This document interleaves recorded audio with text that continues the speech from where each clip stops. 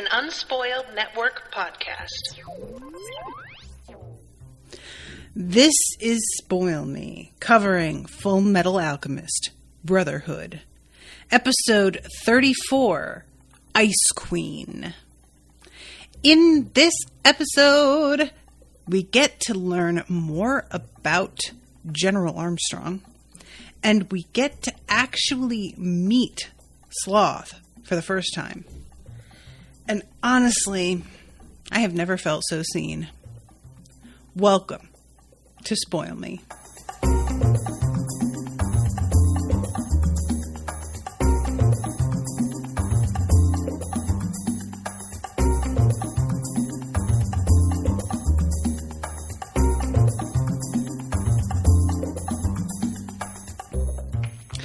Welcome to the show, everyone. I am Natasha. Thank you to Max for commissioning this episode, and Max is here in the chat tonight. Hi, Max.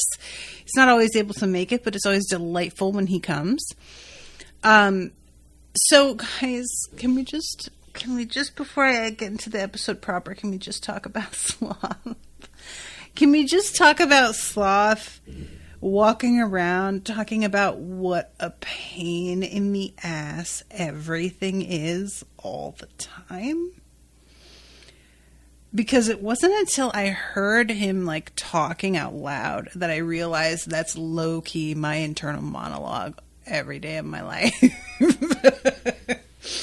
Just everything that he's asked to do, he's like, I don't get it. What's the point? This is such a pain. This is really stupid. Why are we even doing this? And I'm just he's just making a lot of valid points. I just don't really know what to say, because I also would like to know the answer to these pressing questions. 1, why?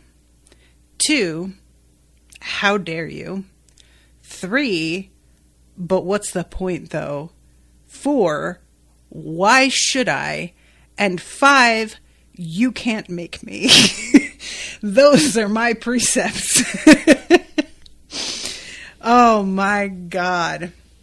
Sloth is just relatable.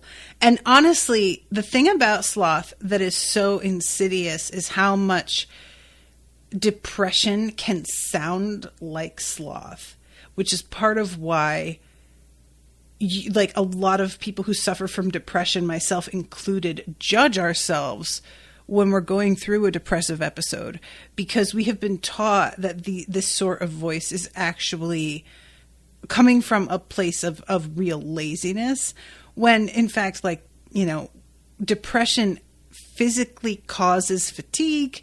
It actively makes you feel like things don't matter, that you intellectually know do matter.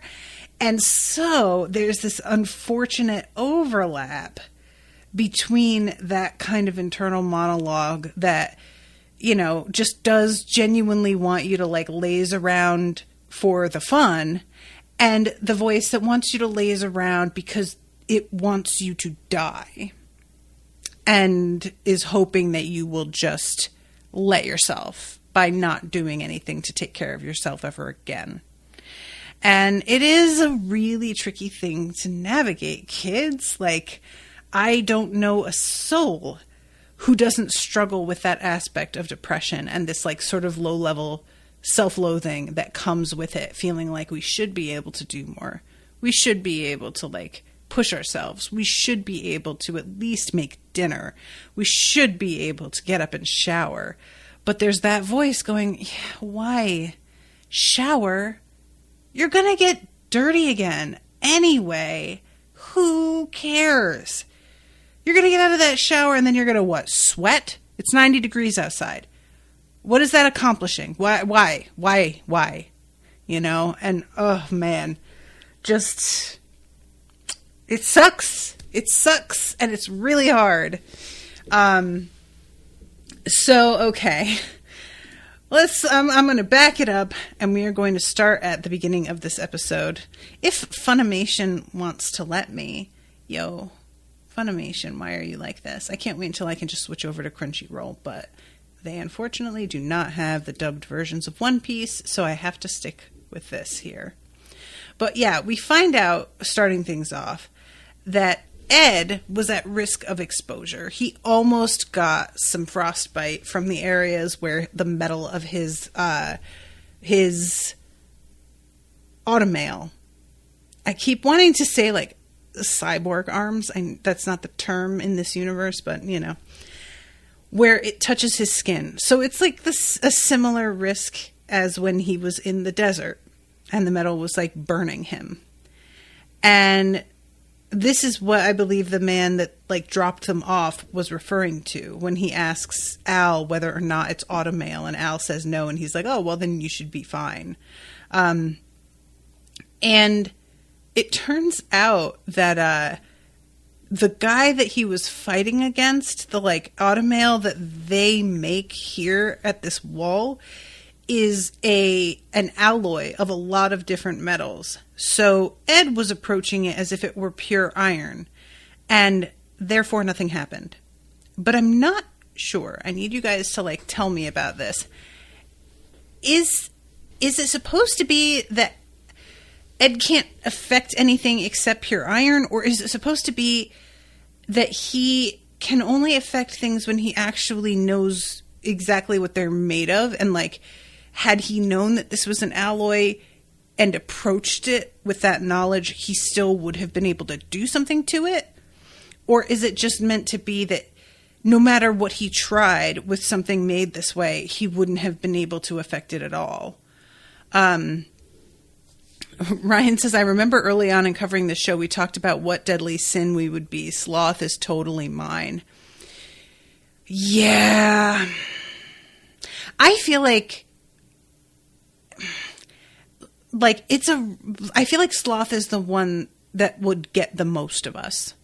And that's honestly capitalism's fault. But I think that's probably the one that would be the downfall of most people. Because we're fucking tired, kids. B. Morris says he has to deliberately affect things he understands what it's made of. Michael says, I think he has to know what they're made of. Ryan says alchemy is like half chemistry, so it's jumping around because people are answering.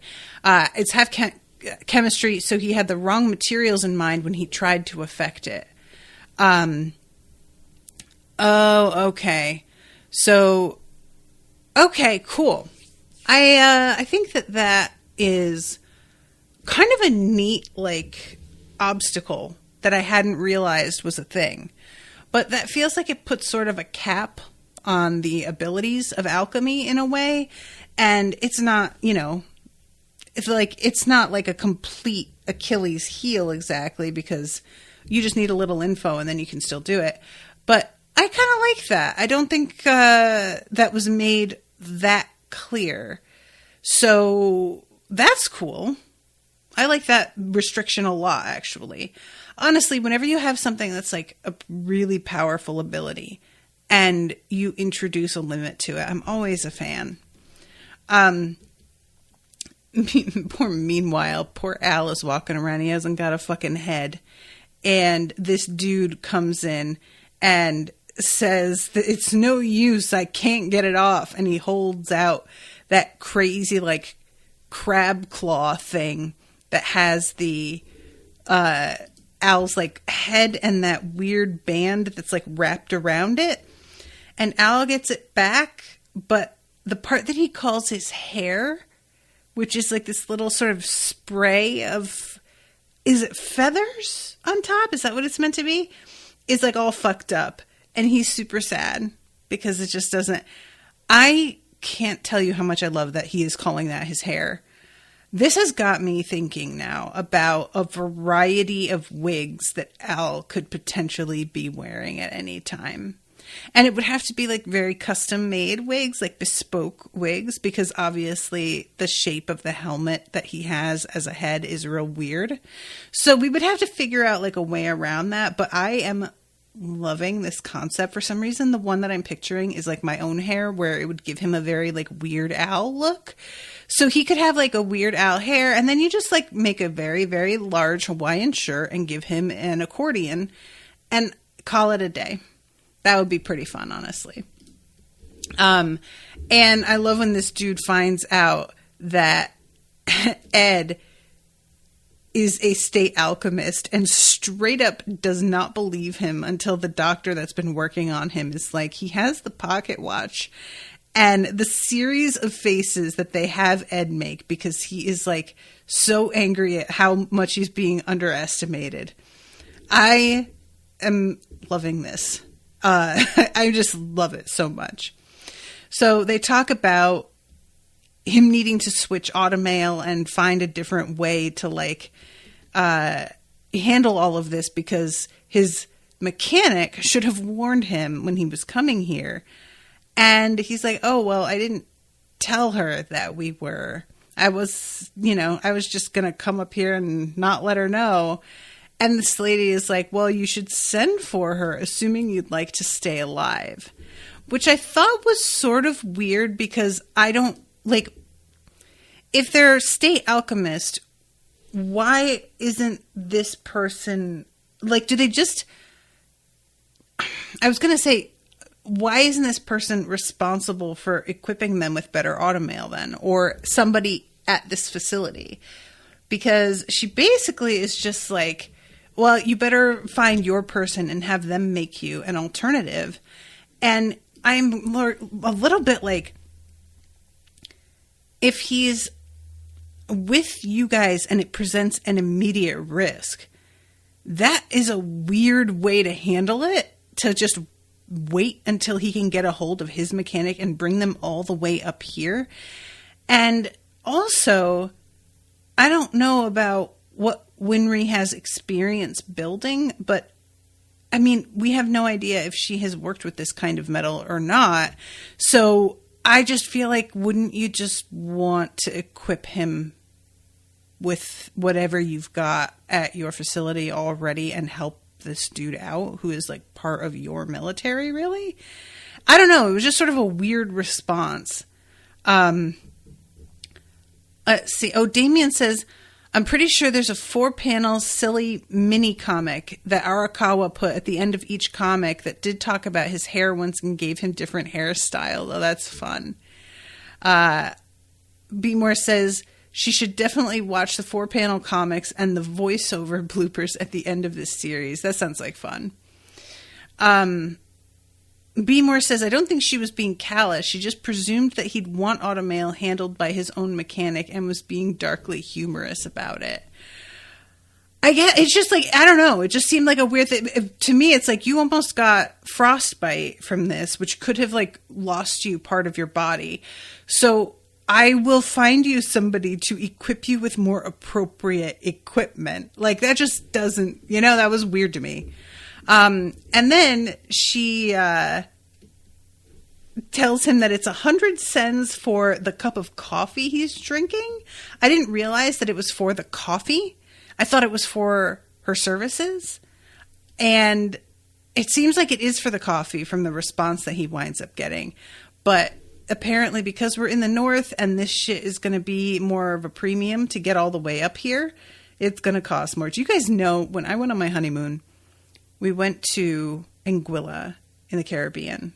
Unbelievably beautiful, by the way. I swear to God. Everything was $30. Like, it was just, you want, the cocktails, $30. And like, granted, they were big cocktails. A bottle of water was like $14. It was crazy town banana pants. And like, I totally get that probably they were also ripping us off because we're tourists, and that's fine, but it was definitely also just inflated pricing because of having to import everything. And that seems like such a tough way to live. I'm so spoiled. But yeah, so this dude is like, still has a fucking bug up his ass about Ed. And is like, you're totally ignorant of the North. You tried to bypass a security command center. And Ed is like, I came up here as a state alchemist with an official letter of introduction from your general's brother. And this is how you're treating me. What is wrong with you people? And honestly, he is 100% correct. You guys know, I don't agree with Ed most of the time, but he's right.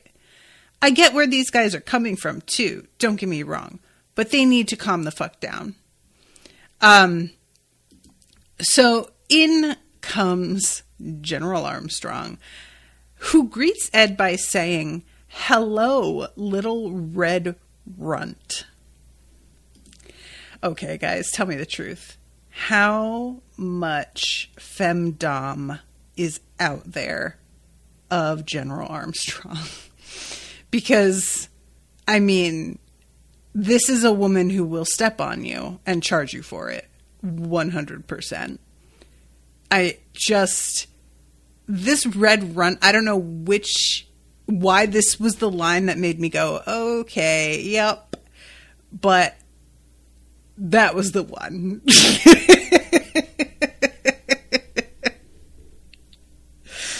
Oh my God. It is so, like, absolutely predictable. Everybody is saying there's plenty. Yeah, I would imagine. That's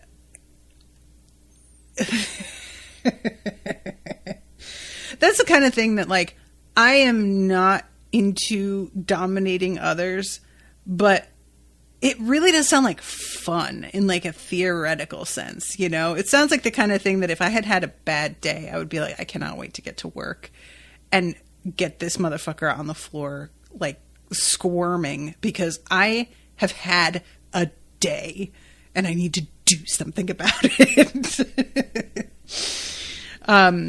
Kyle says, easily the top girl boss of this show. Oh God, Kyle, you did not just disrespect this woman by calling her a girl boss. I hate you right now. How dare you? Oh my God. That's like, what if I called Roy a boy boss? I'm going to call him that from now on though, actually. He's a real boy boss. Oh, I'm sorry. But yeah, so she calls him a little red runt, and he just, like, you know, she says, if you have a problem, now is the time to speak up. And this is when they get interrupted by Al getting his head back and his hair being all messed up. The poor little thing. So apparently Ed does not exactly speak up. And she comes and talks to them about, she says, first of all, I hear you're close to my brother, Alex, and asks how he's doing. And they both say, big, strong guy we know and love, Alex is doing just great. And she gets so mad. Why doesn't she want him to be doing great? What's the problem? It's like she wants him to be punished or suffering or something. But why? I just don't, like, they don't ask. She just moves on and says, never mind him. And this is when she goes, tell me why you would bypass the command center to meet me. I want to know it all, including why your armor's empty. And this is sort of a tough call because they can't tell her what they need to tell her about what's going on with the Führer. But they sort of, like, hem and haw about how much to tell her in general about finding their bodies and stuff before finally deciding, like, okay, that's enough information that it will make her feel like we've told her everything. And I feel like they could have gotten away with explaining that there are, like, some homunculi out there without bringing the Führer's name into it. It's really unclear exactly how much could get back to Bradley about what they're talking about. And Bradley is so weirdly eager for people to know that I'm not entirely sure that he would be, like, how upset he would even be. Does that make sense? Not that I think that they should really test that out, but I just thought it was interesting how cautious they were being because I wasn't exactly sure that that was necessary. And I thought it was really funny that they're like, tell us your secrets, because everybody up here has secrets that they just want to keep hidden or not talk about. And Ed says, if I talk about it, I could be court-martialed. And she says, even I have secrets like that, which is so, what a good response. Just being like, but dodoy. And they're both concerned about Winry. So that is also another aspect of it all. But also, like, are you about to summon Winry up here? Like, I feel at this point, maybe that's kind of a foregone conclusion. I don't know. So anyway, they tell her as much as they can. And while it seems to satisfy her in the moment, she later on is talking to one of her assistants and is like, yeah, they're not telling us everything still. She says, what I understand is that you two are a couple of reckless wretches who cause trouble with every last thing you do. I don't want people like you in my fort. Honestly, how could the people at Central let these two run around loose? Get out of here right now. And there's this long pause, and then she says, at least that's what I would like to say, but I'm interested in alchemy. And that fake out was so cheap. Come on. But yeah, so she is asking them about the girl from Xing and if they've met her. She has a skill our country doesn't, right? You can never know too much, especially here in the north where we're right next to Drachma. If we use it right, alchemy could make an excellent weapon. And Al is like, a weapon? Come on, man. It's supposed to be used to save people. How do we keep doing this every time? And honestly, if that isn't an entire mood, we can come up with some of the most miraculous shit. And then we're like, ooh, how do we make this into a knife to stab somebody with it? I mean, honestly, it's beyond belief. We have got to chill as a race of people, human beings. We are out of pocket with just wanting to destroy shit. It is a disease. It's a fucking disorder. We need to figure this out and stop it. Oh my God. So yeah, she says, you're nothing but lapdogs living safely within your city walls, but we're the ones who protect you. We few who are brave enough to defend the country's border. My job here is far more perilous than yours, and I'll make use of any knowledge I can get my hands on. Leave the task of finding this Alcahestri girl to me, and you will stay inside the fort. And look, I get her point. But also, for Christ's sake. Anyway, so she stalks out of there. And she also leaves an order that they need to be put to work. A man who does not work has no right to eat. And both Ed and Al say, you have a point. And I'm like, I don't know, that sounds like capitalism to me, but okay, fine. And when she's talking to her right hand outside, he says something about how these two boys have really seen a lot of shit. And she's like, yeah, they have. But I still get the sense that inside they're weak, soft little boys. And I know that they are still hiding something. So we are going to find out what the fuck this thing is that they are not sharing with us. And I do really enjoy the aspect of acknowledging simultaneously that somebody can have gone through a lot but not actually be a tough person in the way that she's thinking of the word tough.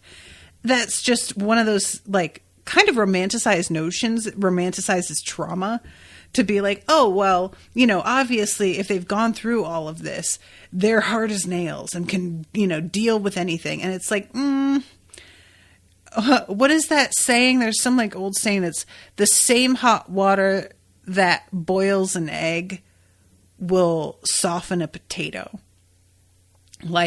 that hardens the egg will soften the potato. Essentially, like, trauma affects everybody very differently. And for some people, they toughen up, and other people begin to soften and fall apart. And it all depends on who you are and what your reactions are to things and your context and history. So they are being led to the place that they are going to work. And what it turns out to be in the end is that they have to, like, scrape icicles off of the, like, roof of this sort of open walkway, which I would have thought they'd be able to use alchemy to do. Is that not true? Because it's just like frozen water. Are they not able to do the kind of alchemy that would handle that? Or at least, like, make tools that are a little bit more user friendly, because it seems like they're having a little bit of difficulty with the tools they're given. But anyway, they're talking to this dude, and I don't know if you guys can help me with what the name of this guy is, but it's the one who's got, like, the little tiny goggles on and the weird sideburns that, like, cut forward across his cheeks, and then he takes his goggles off, and it turns out that he has red eyes because he is Ishvalan. And there is this weird moment. I don't know what. Okay, look, I'm just gonna tell you. Oh, guy, everybody's telling me his name is Miles. Okay, cool. They talk about the Ishvalan War, and he says, Ishvalan blood flows through my veins, but my father and grandmother were not from that region. They were a different race. My eyes are Ishvalan, though. My grandfather's blood runs strong. And then he turns to them and says, Amestrian, it was your people who destroyed the land of my grandfather. And he stares them down for a minute, and then Ed says, Ishvalan, your people destroyed our countryside, and one of you is responsible for murdering my friend's parents. And the response that they get is this guy laughing and saying he hasn't gotten that kind of response from anybody before, because all of them seem to regard him with a mixture of pity and guilt, and that he is getting tired of it. And then says, but you're different, aren't you? I don't love this.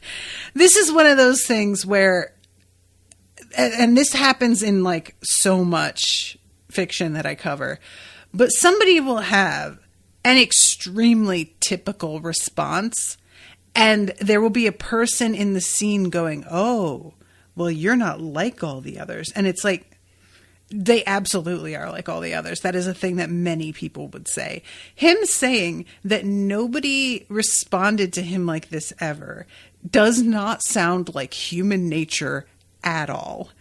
The first thing that people do when they are being accused of collectively having part of anything that they didn't personally actually take part in is get defensive and try and justify why what happened to you wasn't actually as bad as the thing that happened to them. It is 1000% a thing that people would say to a guy who was coming at them with this kind of energy. I have seen it in person multiple times. And the idea that, like, nobody has ever said that to me, I don't buy it. I am sorry. This man is surrounded by soldiers who are tough badasses working underneath General Armstrong. And you mean to tell me that none of them have, like, lost people to Ishvalans or witnessed, like, part of, you know, the Ishvalan people taking it just, like, doesn't make any sense at all. And I am calling so much bullshit on this moment. I am sorry. This is the kind of thing that I feel like it's just always sort of rolled out whenever fiction does this, to have it be like, oh, this person stands out because they have the guts to say the thing that other people won't say. And if you're going to do that, you have to actually have them really say something that would be unusual. And it's so rare that that's actually what happens. It's so frequently this kind of thing where what they say, it's just by virtue of the fact that they have a fucking attitude about it. And we're supposed to read that as them being daring. It's not daring. It's denying your privilege and history because of like the personal things that you went through versus like a historical fact, which is just white privilege's response to everything that they are accused of every day of all time. It's so incredibly typical that the fact that Ed responds this way, I expected this guy to actually have the opposite response and be like, of course, you're gonna roll out some shit Ishvalans did to try and like justify this when my people were fucking like wiped out. Sure, okay. That's how common it is that I expected the opposite response. So I'm just saying, I really don't buy it. I have a major problem with this kind of thing in general. Just the whole like, oh, you're not like the others. He has spirit, this one. That kind of thing. Gag me. I have had enough of it, and it is so poorly done so much of the time. And this is just an example of it for me that just does not work and is almost embarrassing because it's so lazy. But Michael says maybe he has a very, very short memory. B. Moore says many people might believe it. Not many people would say it to his face. I don't believe it. It's just that's not how people are. People are extremely defensive and they try and justify things and they try and make it seem like their trauma is more valid than your trauma. When you try and accuse them of like sitting in a place of privilege, they immediately try to recite to you all of the reasons why they're not actually privileged, why their life was actually really hard. All of the things that you think about them aren't actually true because they want to sidestep the reality that maybe they were in a privileged position even if they didn't realize it, even if they have had hardship. It's just like, that is just how it works.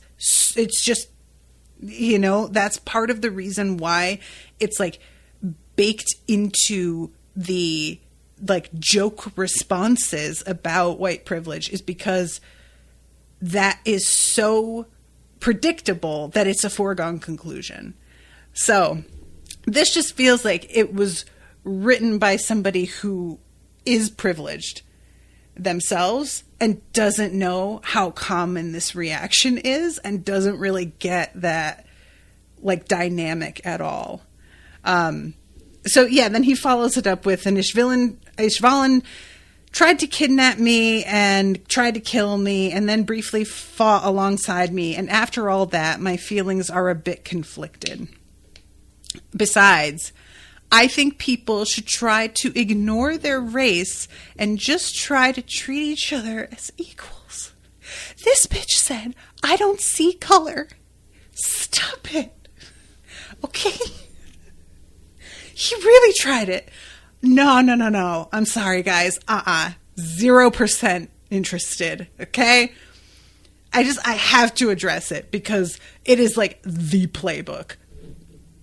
No. Nope.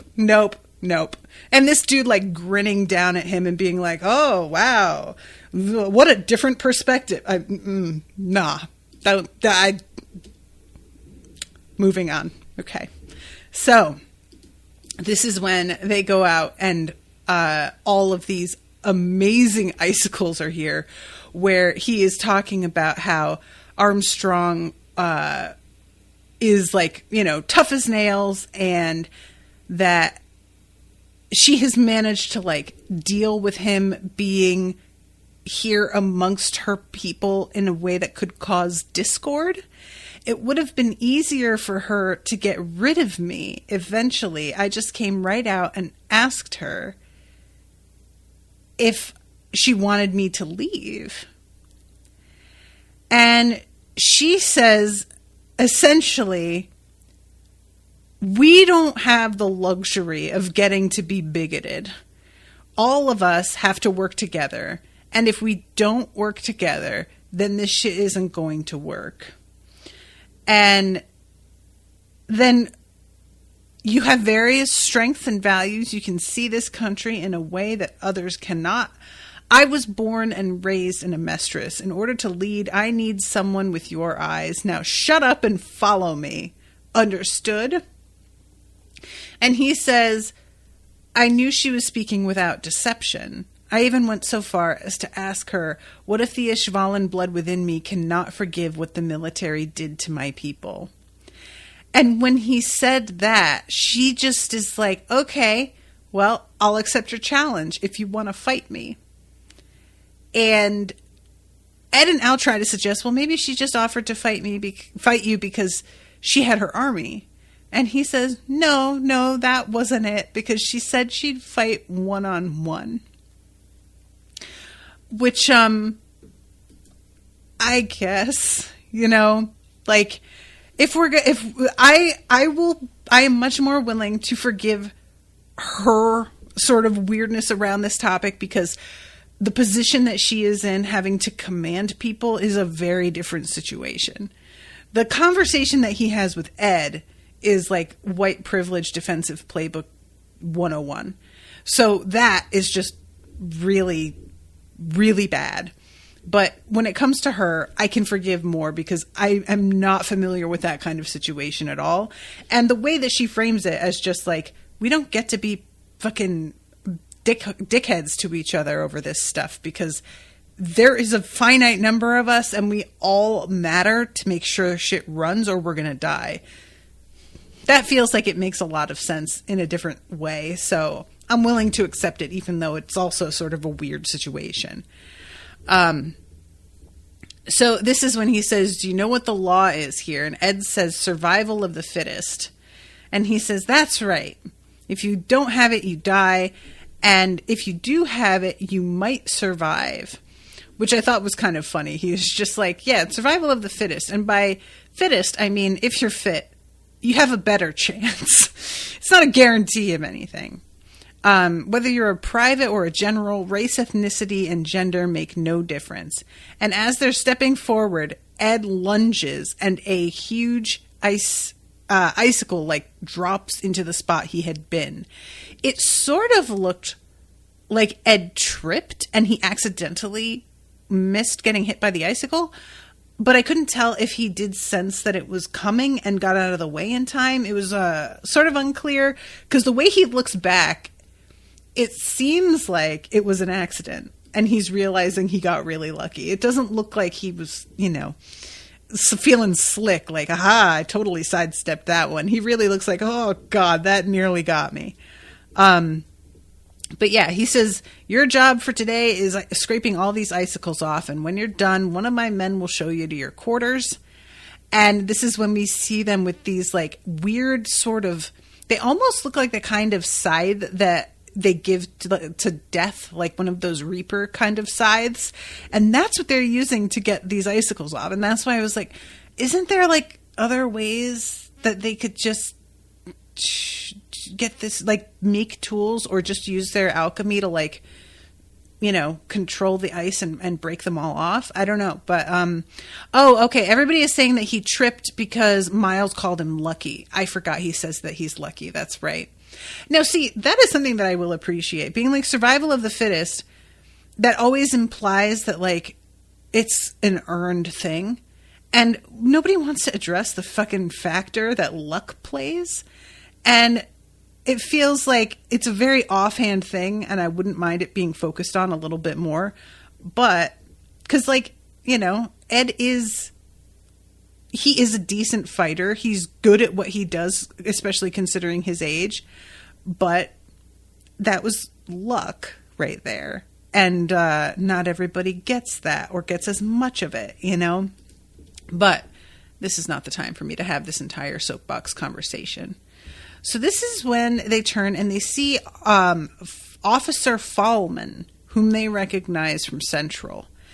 And they were like, I thought you were at the Northern Command Center. And he says, I was for a while, but then they bumped me up here. And Al says they promoted you because he sees a little star on his shoulder.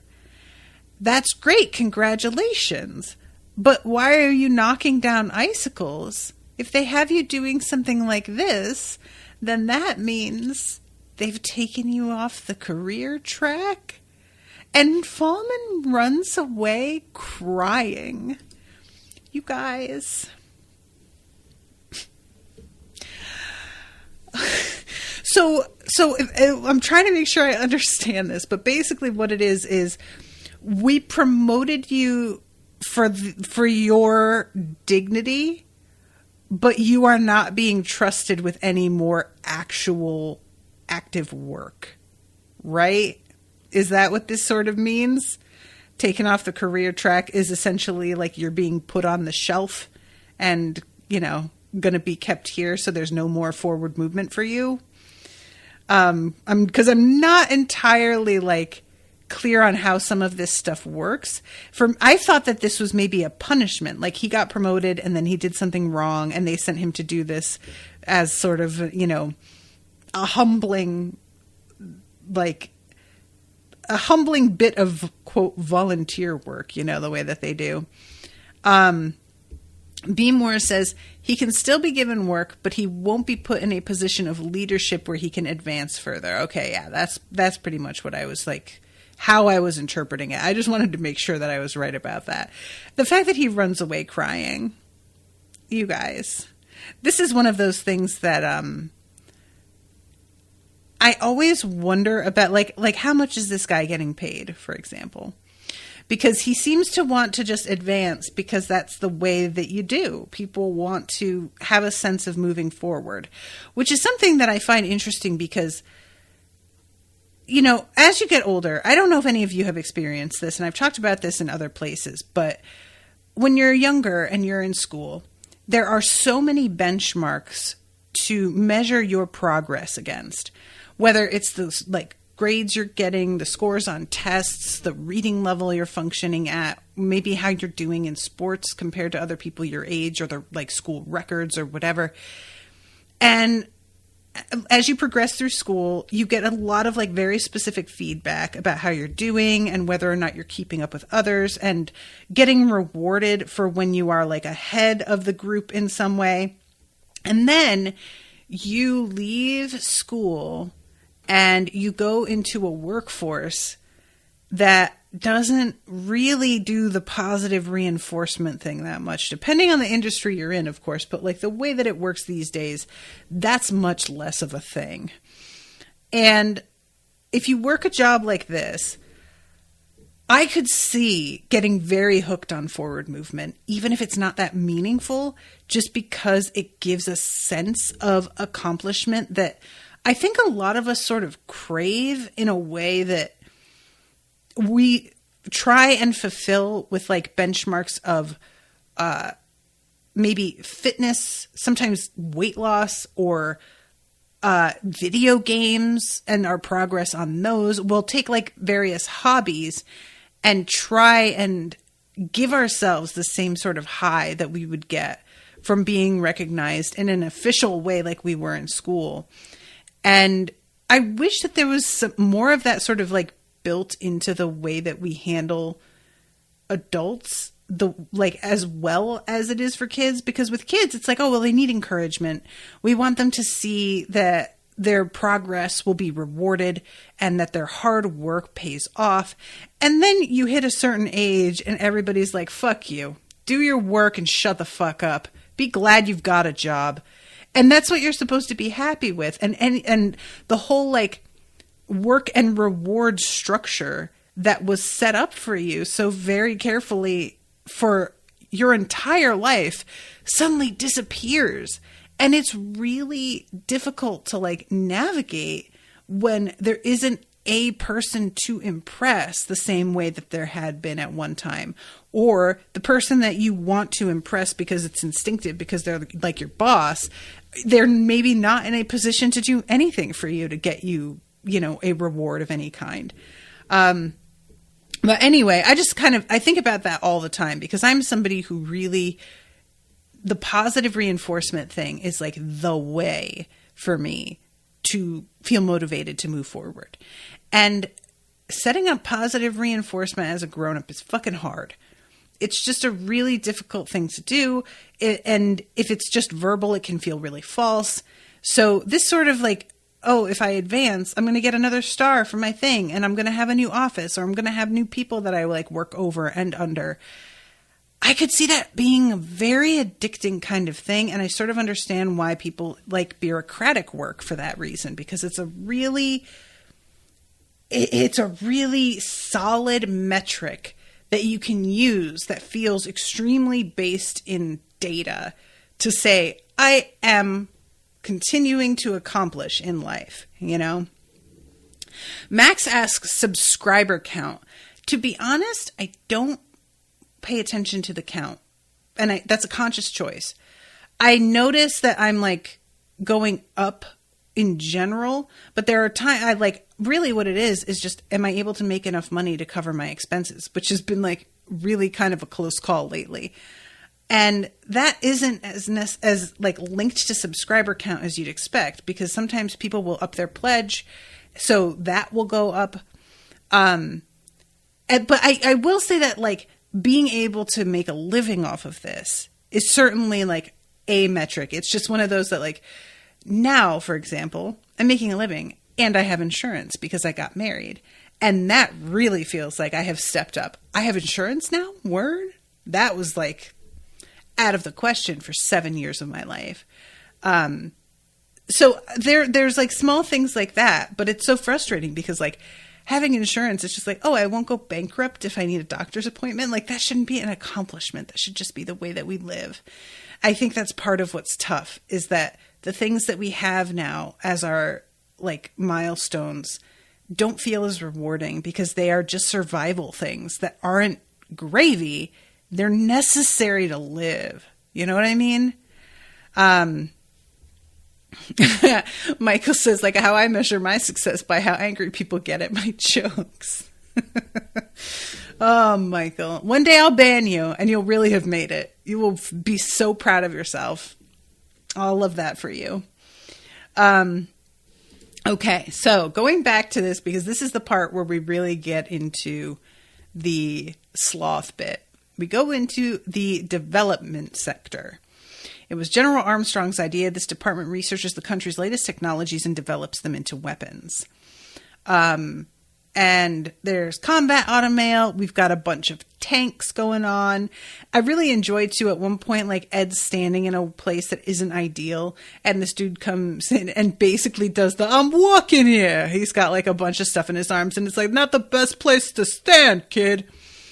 And it's all of, like, the lifelines, as this guy says, in this room. Even if the fort's attacked, this area will remain safe.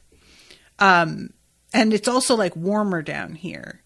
But when he says all of its most important functions, the lifelines, I'm assuming that means like water, like plumbing in general, heating probably.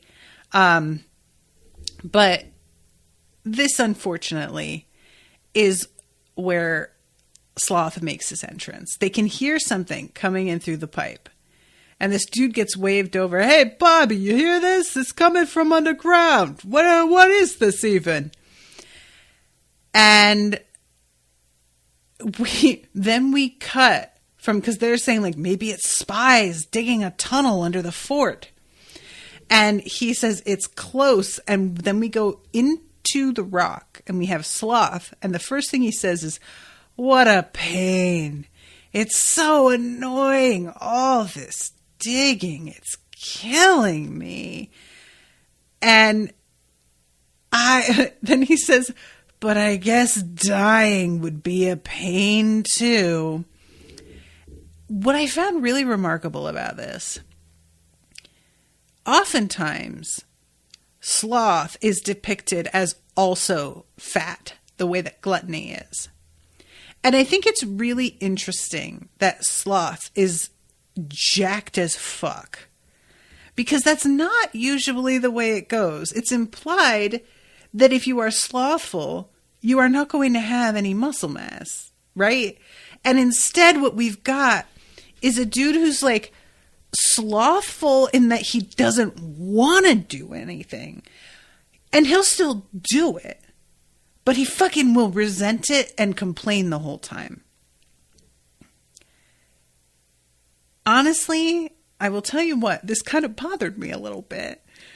Because it implies that if you do the thing, you can still be slothful. That more slothful is like a state of mind rather than a product of your actions. And I hate that because I always tell myself, as long as I get it done, whatever. But being told you can get it done, but if you're whining the whole time, I mean, that's still kind of... And, like, I can't decide if I, like, really agree with it or not, but it got to me a little bit because it feels so different than what I was sort of expecting, you know? And it just reminded... Guys, I literally have a shirt that I got for wearing to the gym, like, 2 years ago that says, literally, the words are printed, "Fine, I'll do it, comma, but I'm going to swear the whole time." So, yeah. I'm just saying, I just feel a little bit called out. That's all. That's all. So then we go back to General Armstrong. And she's hearing about Kimberly and the fact that he got injured. He's in a hospital. And she's just like, the fuck is going on? I thought that he was supposed to be in prison. And they're like, yeah, he got released on the Fuhrer's orders. And she's like, okay, I don't like any of this. And all of a sudden, an alarm begins to go off. And they realize that it's coming from underground. And then we cut back to Sloth pulling himself up, and he's got all these chains. I don't see exactly where the chains are attached to. Are they attached to each other? And he has this sort of like thing, one eye, it almost looks like he's wearing like a domino mask with one of the openings for the eyes covered. Maybe it's a hood. It's sort of a weird look. And also there's like kind of a suspenders thing going on with his outfit. And I don't know if it's like meant to be combined with the chains, that he is like, it's maybe supposed to be kind of reminiscent of like a prison uniform or something. Like somebody who's, you know, sent to work on the train tracks, you know. Let's see. B. Morris says, free dangling chains attached to manacles on each wrist, not connected. Oh, okay. So they're not connected to anything. That's interesting. It's just symbolic. Huh. So anyway, this guy, he pulls himself up out of the ground. He stands there menacing our boys for a moment and then just literally falls asleep standing up. And Ed is like, what the fuck? And both Ed and Al are very defensive. Like, oh my God, I know that he sent you after us, but we're just trying to find a way to get our bodies back. There's nothing else going on. What are you even doing? Why are you here? You don't need to be this aggressive about it. And he's literally looks at them and just says, why would I care about you? I'm not here for you. He told me to dig a hole. Ugh. It was so annoying. What a pain. And they both realize, like, he genuinely does not seem to know anything about them, who they are, their connection to any of this. And all of a sudden, this fucking dude with the mustache, who they fought before they got here, is like, oh, hey, you guys are definitely spies. I'm going to shoot at you. Because I saw you talking to that dude. And the only conclusion that I can draw is that y'all are so chummy because you're both fucking spies that know each other. I guess. You know, like, okay, that makes some sense. This guy is very annoying, though. So I'm kind of like, always going to be biased against agreeing with anything that he says, because he just kind of sucks. But I understand where he's coming from on this a little bit. I can't lie. So they have to like convince him that they don't know who Sloth is. There's no connection. And as they're trying to defend this, Sloth picks up this huge chunk of pipe and just chucks it toward them and almost crushes both of them, which I guess is as much proof as they need that they are not on the same side. And all of the guys working in this facility, they're all just like, yo, okay, I guess let's get all of the weapons we've been working on, because this dude is huge. What are we going to do? And he starts approaching this one dude who is trying to fend him off at first with a broom. And I was watching this dude holding this broom up, and I'm like, guy, what are you doing? And thankfully, as Sloth approaches, this dude just kind of goes, you know what? Fuck it, and runs away. And I was like, oh, thank God, because you cannot think that broom was going to do jack shit for you. So I'm glad that he figured this out.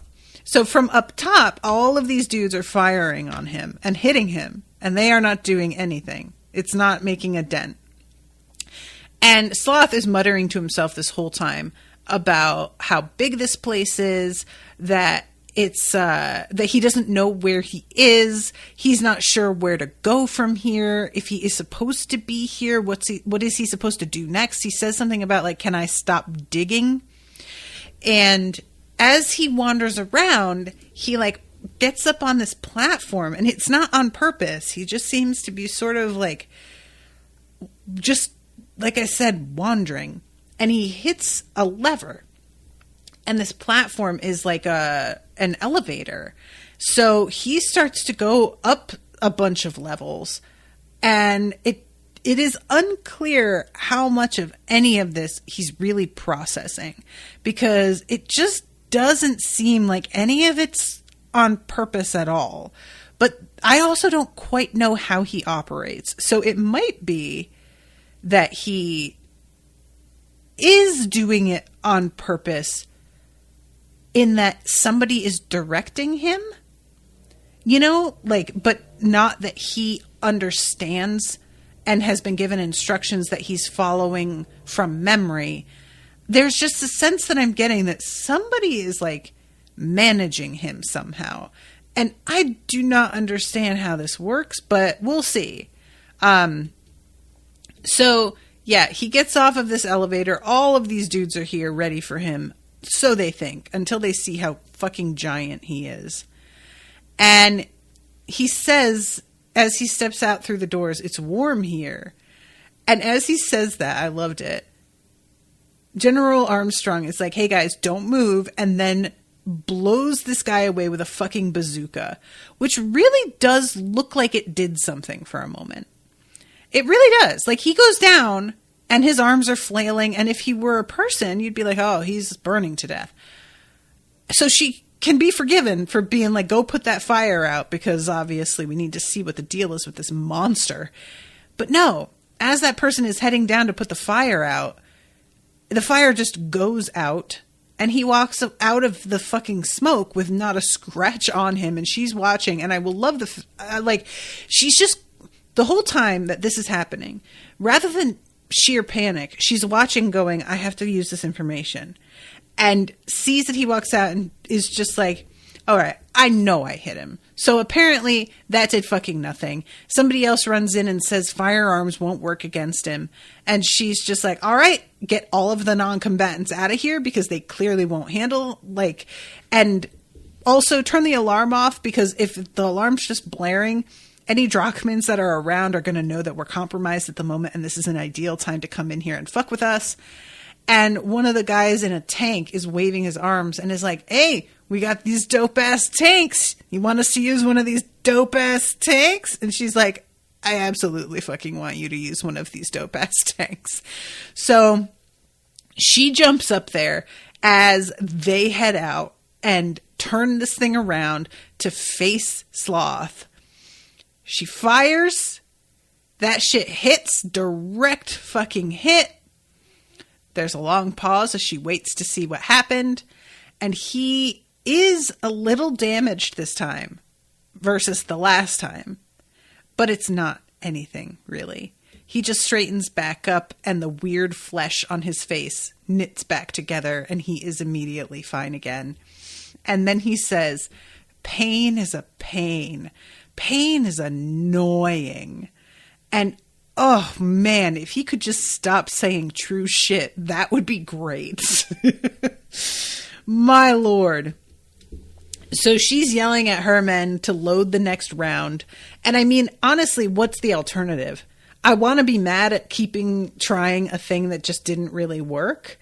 But considering how few options there are for a dude who is this enormous and this weirdly like slow and methodical, he's not attacking them. He's just kind of walking through the space and getting them to destroy their own space, which is, I don't know if that's the point, but it certainly feels like it's not the point. So yeah, they're firing on him. It just keeps hitting. At one point, a shell lodges like in his abdomen, but doesn't penetrate or anything. And he just like picks it up and like just tosses it like it's a beer can. So as he is walking, he gets up to like the barricades that they have made because they've taken lockers and boxes and everything. And they have tried to create a wall so that he can't get through. Of course, it really does not hold up for very long. And Ed runs forward and he uses his alchemy to make like one of those little hand walls to keep him away. And it was sort of a weird moment where the dude was like chucking all of this stuff around. And when Ed runs forward and does this, it does stop whatever had been flying through the air. I think it was a locker. But then they all sort of stop dead. And this dude, Sloth, also seems like he has stopped dead and isn't like continuing to pursue this. And finally, Ed goes up to General Armstrong and is like, all right, guns are not going to do anything. And you're not going to be able to like kill it probably. And they're finally like, you have to tell us what the fuck you know. Because clearly you have information that can help us with this thing. And we do not know what it is. So you are going to give us all of it. And you're going to do it right now. And as he's talking to her, Sloth is walking around, bending pipes out of the way, lifting tanks up and looking under them. It's like he's looking for the remote control or something. I don't know what it is that he is trying to find, or if indeed it just looks like he's trying to find something and that's not what he's doing, you know? And Ed isn't able to tell General Armstrong much at all. And I have to say, he is like, as much as he is just saying, I can't tell you, I'm sorry, I can't tell you that either. Armstrong is sort of respectful of the fact that he isn't able to tell her in a way that I wasn't really expecting. I thought that maybe she would just be like, you're not telling me because you're a spy. Like she would just fall back to that. But it seems like she genuinely believes, because eventually she's just like, are you on our side or not? Like she needs at least that as a direct answer. And when he says, I am on your side, I don't want anybody getting hurt, it seems like that's enough for her. And she's finally like, okay, well, at least I can go with that. Tell me what it's made of. And Ed says, the body chemistry and elements are the same as a human's, probably. But he doesn't say anything about like, you know, the Philosopher's Stone or anything like that. Setting him on fire won't kill him. And she says, yeah, no, I get it. We can't kill him. I could see that from the last attack. But we can stop it in its tracks or delay it. So we are going to need something that is stronger than a fire. And she's just watching him wander around in the fucking like piles of stuff that they had loaded up to make a wall, and says, now you get to see the Briggs way, kid. And then it fades out to credits. And that is it. Is there a post-credits scene in this one? I forgot to check. I need to be better about that. Sorry, Max, that I forgot.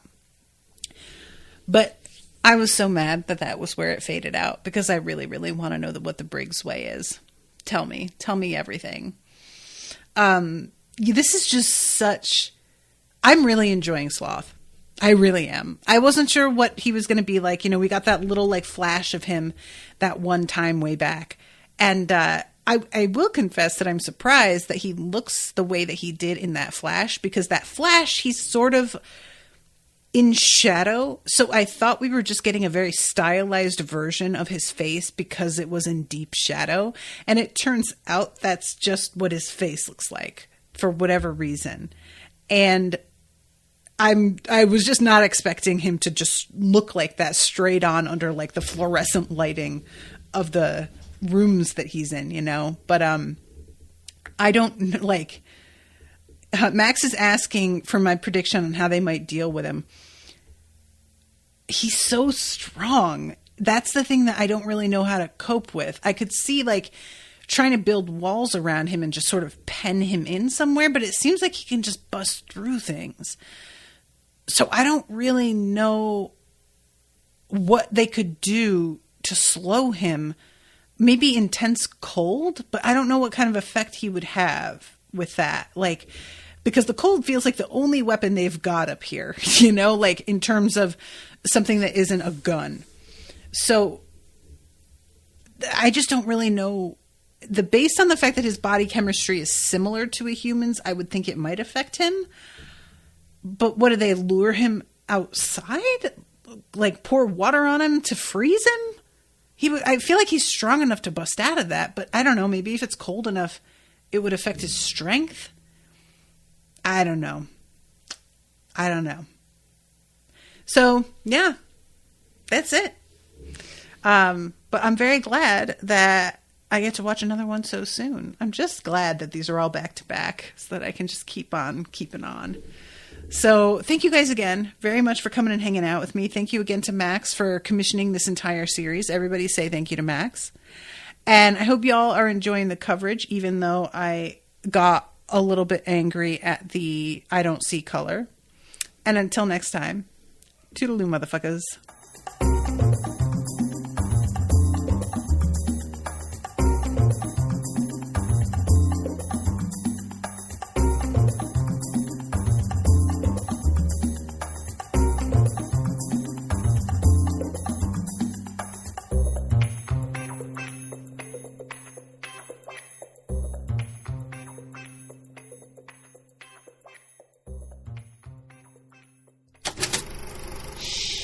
That was an Unspoiled Network podcast.